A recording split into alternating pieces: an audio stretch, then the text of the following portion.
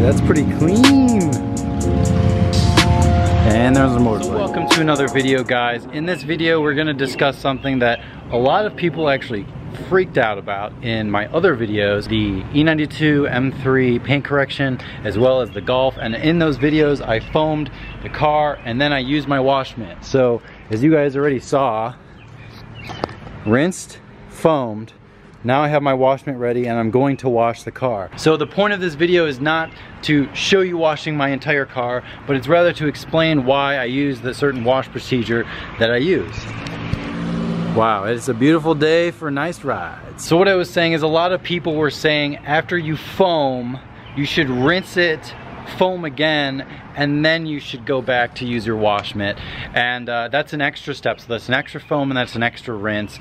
And for me, that's unnecessary. I have most of my car wrapped. Almost the entire thing is wrapped besides the hood and then the rear deck lid right there, the trunk area. The car is never usually very dirty. Even after driving aggressively or driving on some back roads or whatever it happens to be, driving with lots of bugs, like I said, the car is wrapped and I'm extremely careful, 2-bucket method, and I'm using foam. So to rinse and then foam again is honestly unnecessary. It's a waste of product, it's a waste of time, and it's a waste of water.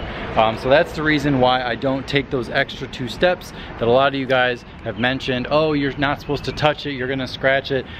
I've had no issues doing this. The roof, you see a lot of swirls on the M3 roofs with the carbon fiber, and I've never had any issues. The back has very few swirls, just normal, you know, love marks, as most people call them, love marks. And that's just the fact of the matter, that just happens. It happens, it's almost unavoidable unless you're never touching the car. So that's my logic. I'm gonna give you a few slow-mo shots to enjoy yourself, and hopefully we can get a little discussion going in the comments below. I do the same thing with the Jeep. So even when the Jeep is extremely dirty, I rinse it really well, and I foam it really well, and then I use my wash mitt. And I've never really had an issue. A lot of guys that I know do that process.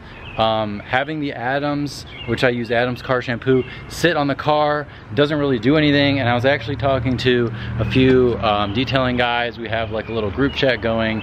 Jared, I don't know if you watch my videos very much, but Jared made a point about the Adams doesn't do anything when it's sitting on the car.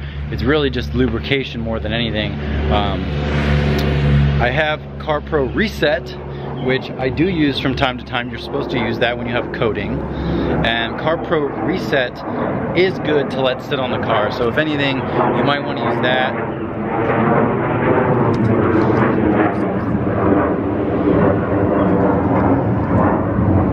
That's so rude, airplane. Come on, man. All right, so we're gonna go inside the garage here. So anyways, I hope that makes sense, guys. I don't think it's honestly necessary for my cars. You know, if you're doing a vehicle that has been sitting outside for an extended period of time and has a lot of issues dirt-wise, and it's like, honestly, I'm sorry to make fun of my neighbor, but if it's a car like this that probably hasn't even been washed in years, literally years, I hate to say it, maybe that would be a car that you'd want to rinse, foam, and then rinse, and then foam again before you touch it. So I hope that makes sense. I figured it was worth addressing, but honestly, right now you guys can see most of the foam has dripped off. So if there were any, you know, dirt things anything dirt-wise that needs to be loosened up, it's loosened up, and hopefully it's been dragged down, which even rinsing the car will drag a lot of it down, especially with the pressure washer and the C-quarts that I have on here. I literally have wrapped C-quarts and rinsed and then foamed, and then I use a ton of product when washing with the Adams wash pad. So honestly, like, doing anything more is seriously so overkill. So I digress. That is just a point that I figured was nice to make. Wow, this lighting is... So that is it, guys. I just want to do a quick little video, kind of informational.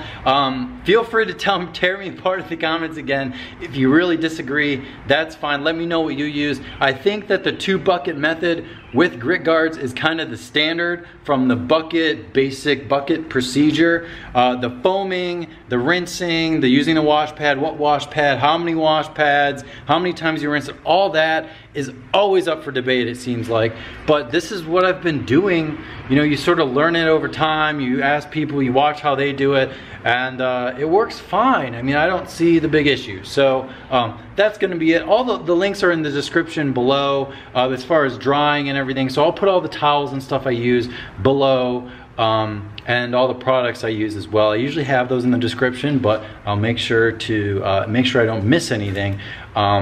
So yeah, so that's gonna be it, guys. Thank you again for watching. Let me know if you have any other questions about the basic wash procedure. I think it's pretty self-explanatory at this point. Most people that are watching already have like a wash procedure that they use and like and have a rationale behind it. But if you don't, that is mine. That is you know, a level that you can start at the very least, and then you can decide if you want to go more extreme or less, and you can decide how crazy or not crazy I am. Thank you again for watching, and I will see you next time.